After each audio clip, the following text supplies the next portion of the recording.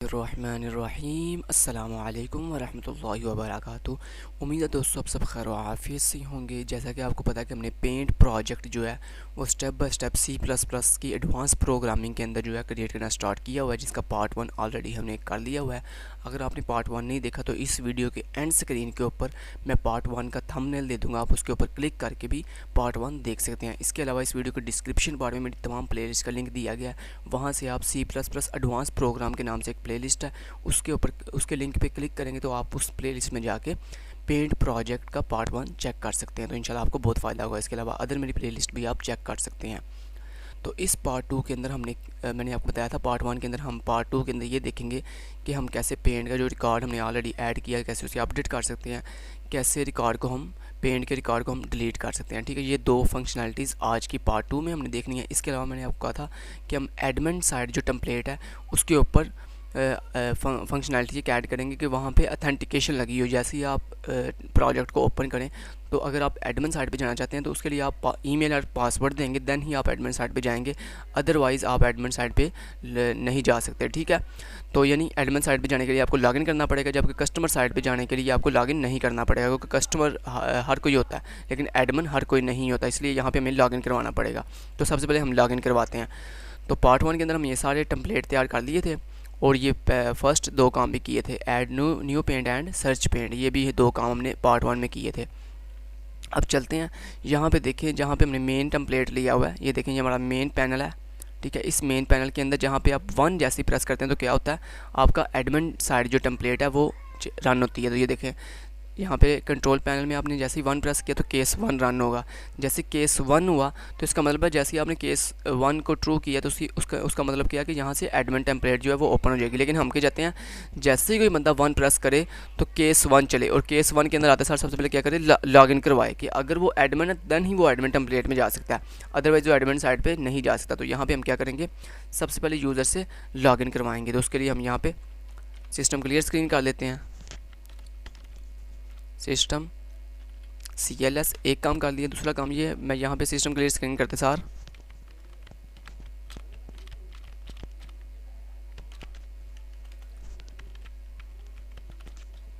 Login account, ये हमने ऊपर हेडिंग दे दी।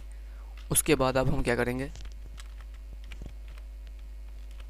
उसका ईमेल लेंगे, ईमेल, तो वो अपना ईमेल देगा। सी इन ईमेल के लिए हम यहाँ पे ईमेल नाम से एक वेरिएबल क्रिएट कर लेते हैं।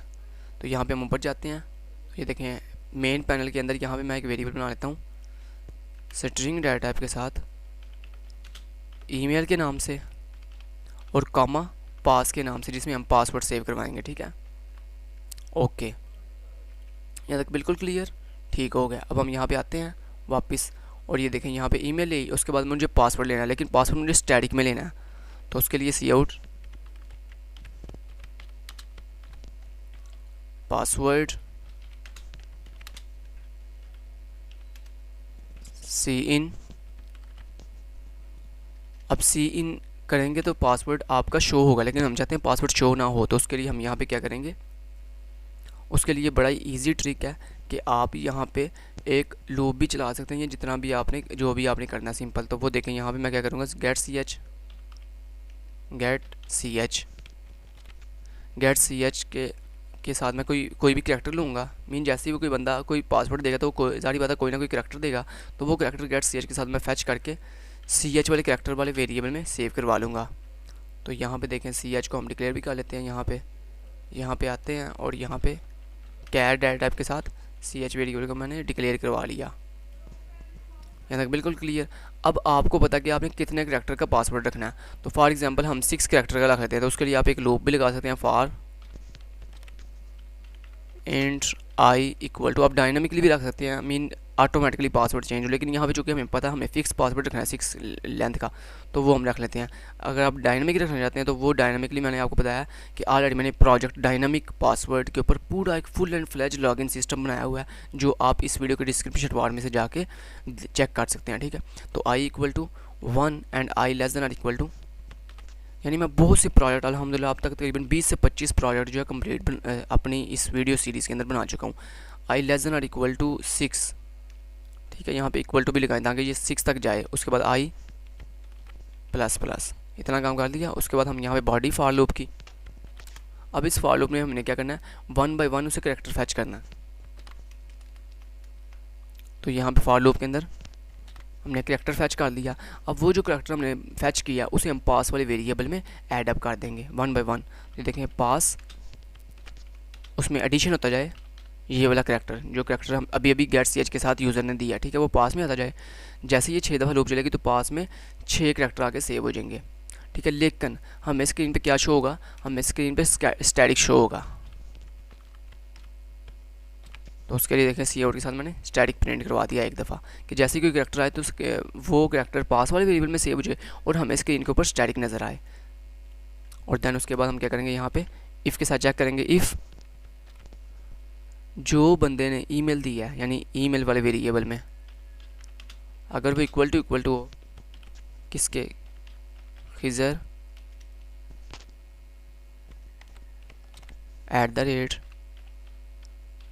@gmail.com के, एंड जो उसका पासवर्ड है, पास वाला वेरिएबल है, अगर वो इक्वल टू हो किसके,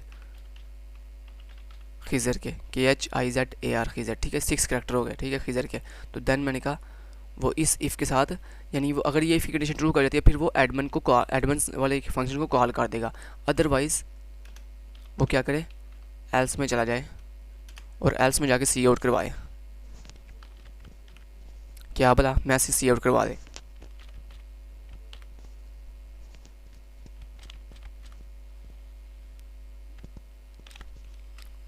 email and password is wrong,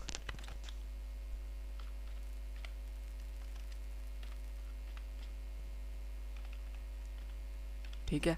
जैसे ही एल्स चलेगा तो ये मैसेज आएगा। मैसेज आने के बाद देखें नीचे क्या हो रहा है, जैसे ये एल्स चलेगा तो मैसेज आएगा। मैसेज आने के बाद यहाँ पे लगा हुआ है ब्रेक, तो ब्रेक करके ये स्विच से बाहर निकल जाएगा।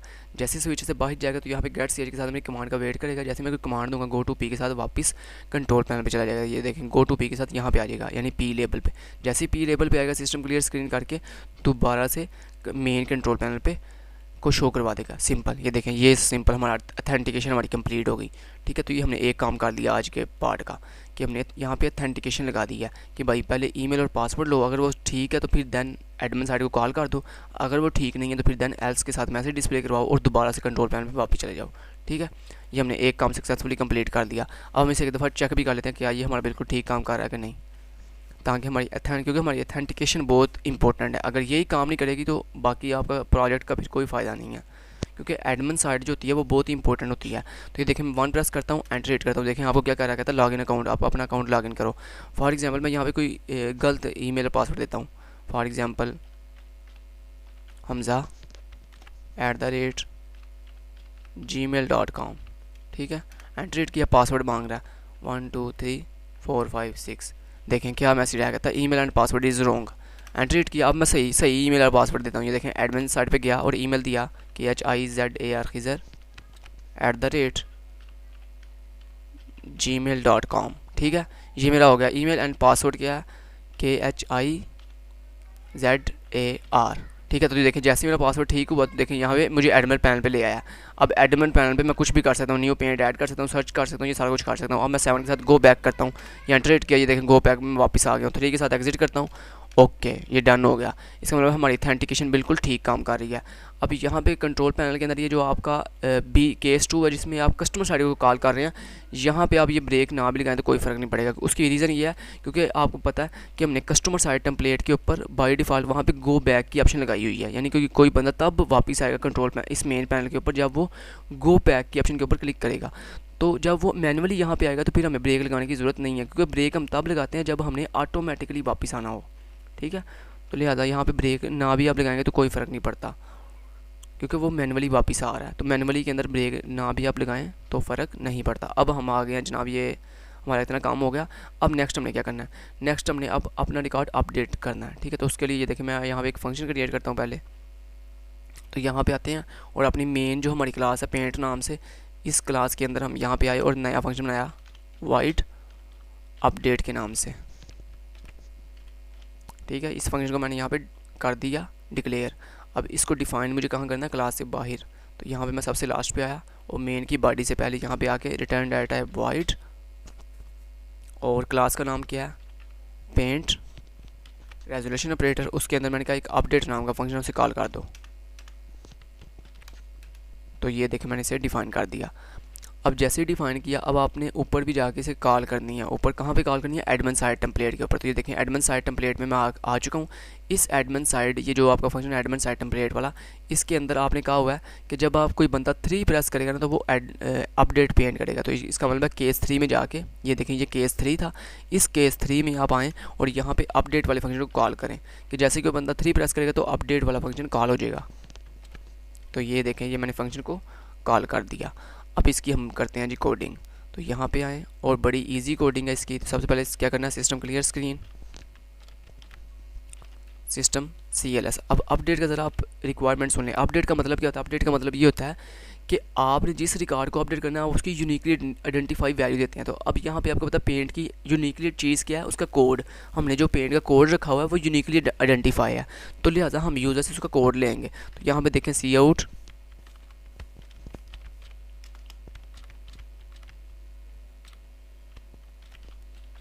अपडेट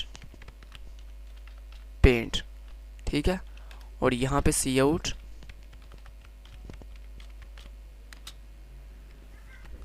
तो यहाँ पे मैं उससे पूछूंगा पेंट कोड, यानी जिस कोड को उसने अपडेट करना है, जिस पेंट के रिकॉर्ड को उसने अपडेट करना है उसका मुझे कोड दे।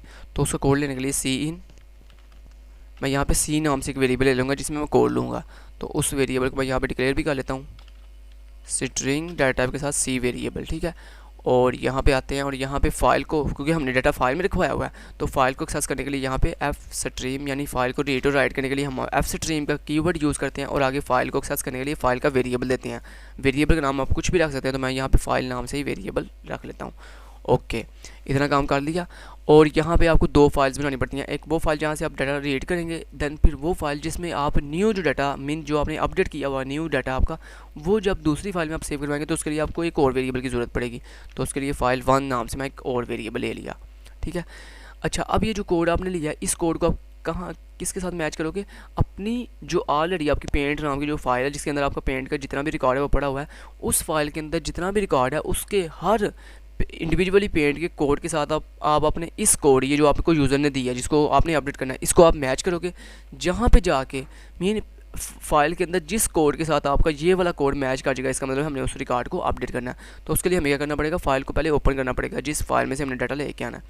तो उस फाइल को ओपन करने के लिए ये देखें यहाँ पर मैंने कहा फाइल .open ओपन करो, ठीक है। और यहाँ पर फाइल का नाम क्या है, पेंट डॉट उसकी एक्सटेंशन है txt टेक्स्ट कॉमा iOS।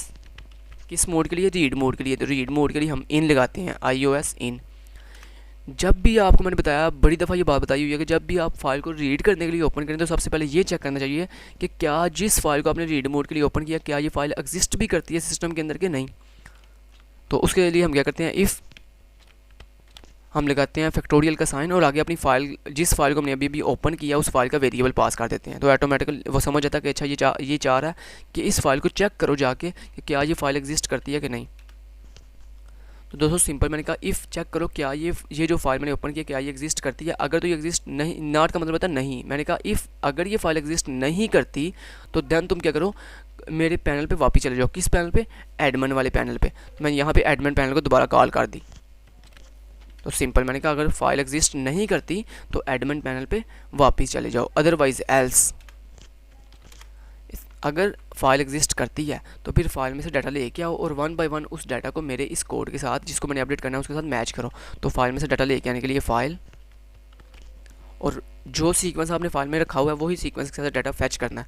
तो डाटा फैच करने के लिए सबसे पहले हमने भिजवाया था कोड, फिर पेंट का नेम, फिर उसकी प्राइस, और ये जो वेरिएबल है ये आपको पता कि ये कोड नेम और प्राइस और क्वांटिटी ये जो वेरिएबल्स हैं ये बेसिकली हम यहाँ पे आपको पता है हम ये यूनिवर्सल हमने डिक्लेयर किए हुए हैं क्लास के अंदर। ये देखें इनको, ये देखें, ये आपको याद है ना, हमने प्राइवेट एक्सेस स्पेसिफायर के अंदर ये 4 वेरिएबल डिफ़ाइन किए हुए हैं, इसको हम कहीं पे भी यूज़ कर सकते हैं। तो लिहाजा इसी वजह से मैंने इनको बगैर वहाँ पे डिफ़ाइन किए इनको यूज़ कर रहा हूँ, ठीक है। तो ये ऑलरेडी आपको पता है, ओके। तो इन 4 में से डाटा मैं लेके आया, लेके आने के बाद अब मुझे क्या करना है, एक लूप लगानी है जो तब तक चलती रहेगी जब तक डाटा फाइल में से एंड नहीं हो जाएगा। तो मैंने कहा फैक्टोरियल जो मेरी फ़ाइल जिसको मैंने ओपन किया है .eof, ये बेसिकली एक बिल्ट इन फंक्शन है। EOF mean end of file, कि जब तक ये जो फाइल मैंने ओपन किया है जब तक ये .eof यानी एंड ऑफ फाइल नहीं हो जाती तब तक ये लूप चलती रहेगी,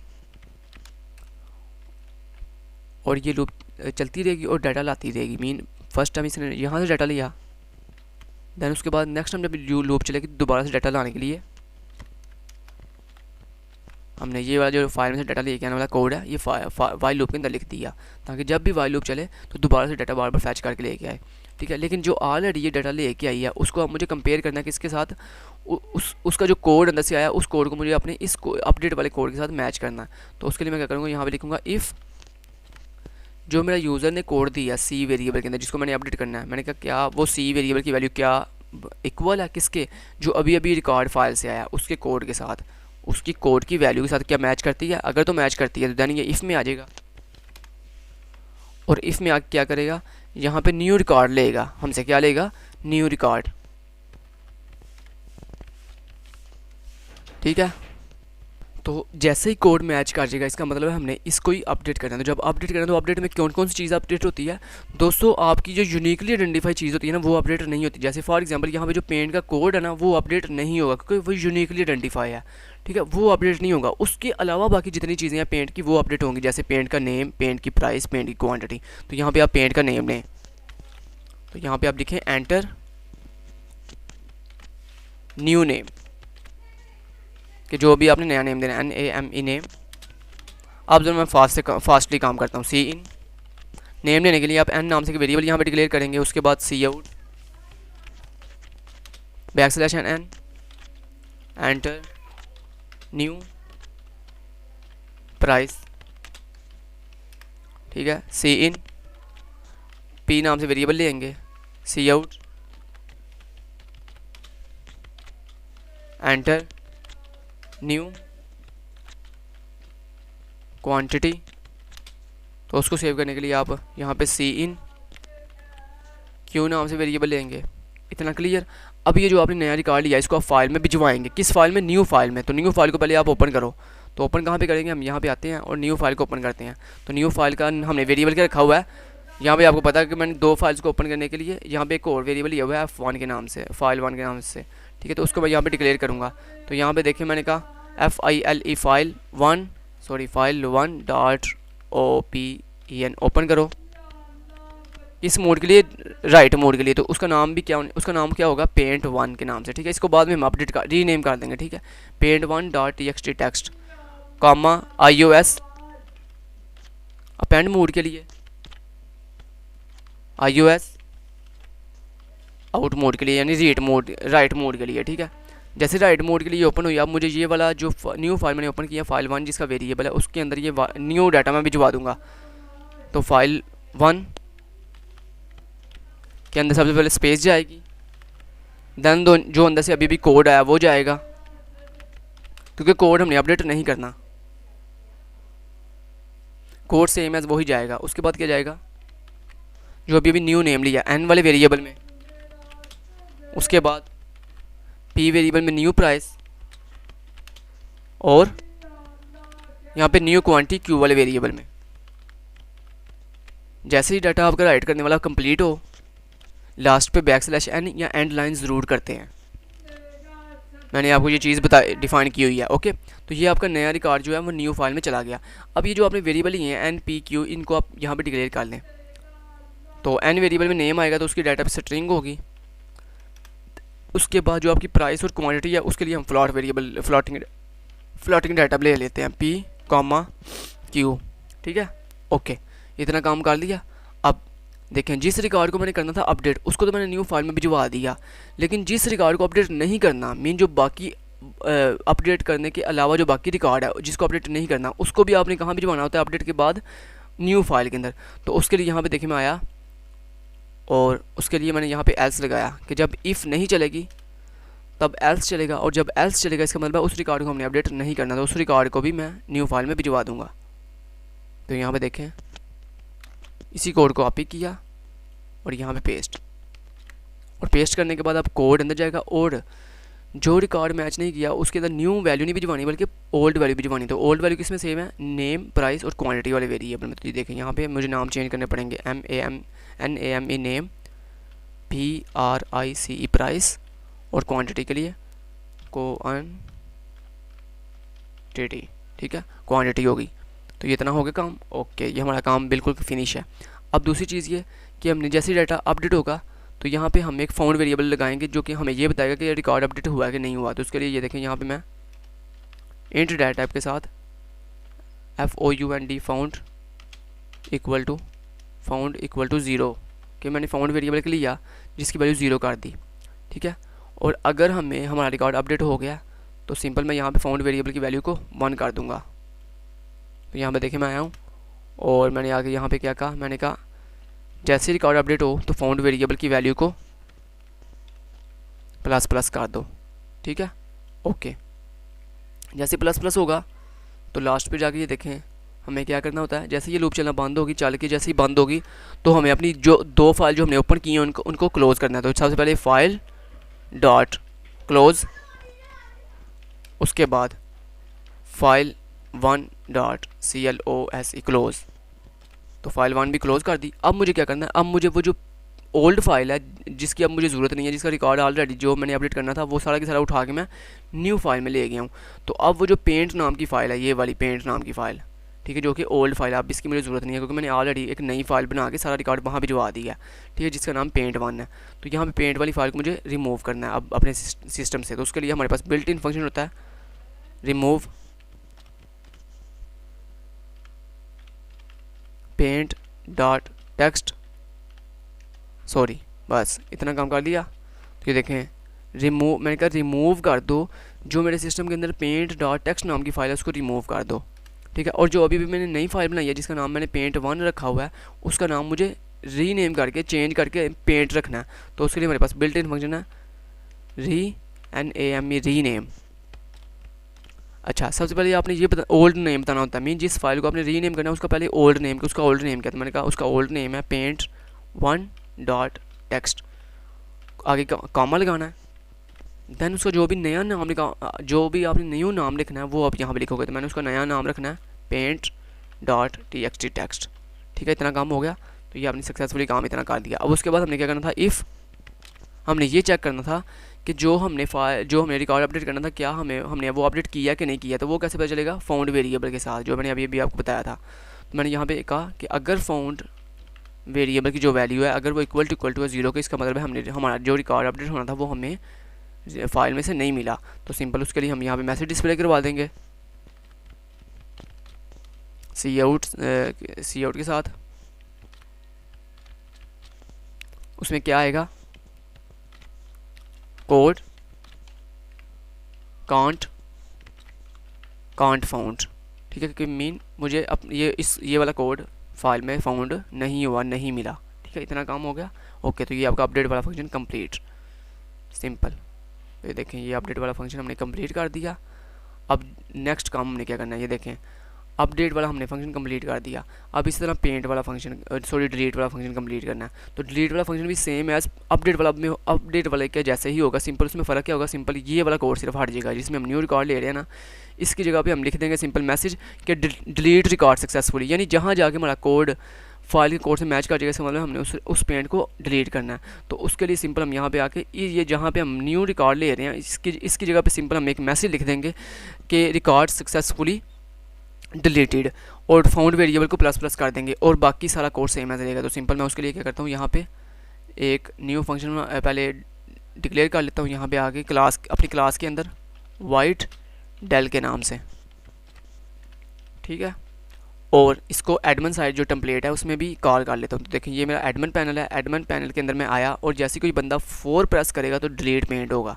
तो उसके लिए देखें सिंपल मैं यहाँ पे आया और केस 4 के अंदर मैंने अपने डेल वाले फंक्शन को कॉल कर दिया, ठीक है। और अब मैं नीचे आता हूँ और आके इसको डिफ़ाइन कर देता हूँ।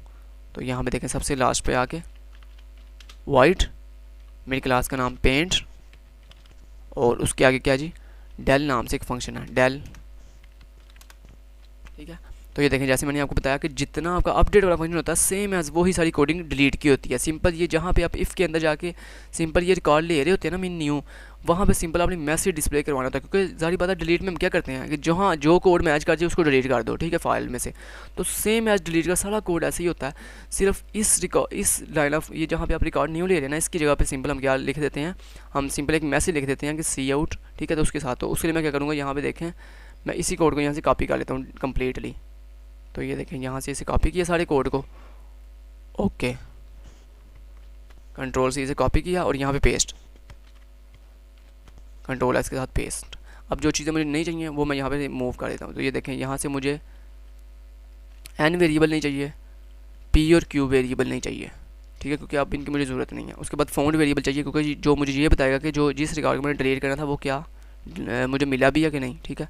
बाकी ये दोनों फाइल्स भी चाहिए, एक ओल्ड फाइल जिसमें से डाटा लेके आना एडिट करके, और एक न्यू फाइल जिसमें से जो रिकॉर्ड में डिलीट नहीं करना वो मैं न्यू फाइल में भिजवा दूंगा, ठीक है। तो सारा कोड सेम ऐसा रहेगा, सिंपल बस इस जगह पे आप यानी ये सारा रिमूव कर दें आप, ओके, ये सारा रिमूव कर दिया मैंने कोड, इतना हो गया काम और ये हो गया काम। अब सिंपल इस मैसेज की जगह पे आप सिंपल ये कह दें डिलीट रिकॉर्ड सक्सेसफुली, सिंपल। ये देखें ये इतना सा सिंपल आपने मैसेज डिस्प्ले करवा दिया, बाकी सारा कोड आपका सेम ही रहेगा, ओके।